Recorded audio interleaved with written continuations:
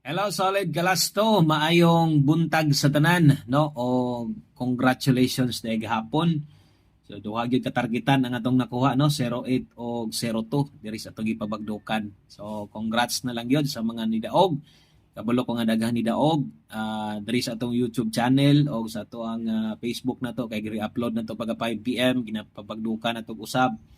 So congrats na lang, no? Untag karong adlaw maotro to og mas maayo gyud unta mudaog ta kining diri pa gyud sa kining 2 PM pa lang makabagdok na ta para pag abot 5 PM ug 9 PM kaya gyud natong mabagdukan na sa usab, no? So sa ligi gihapon atong bagdok last to para karon November 26 all draw.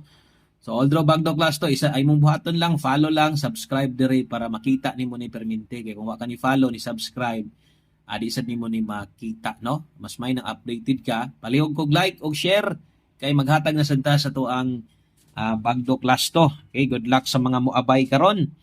Unang lasto na to natay 15.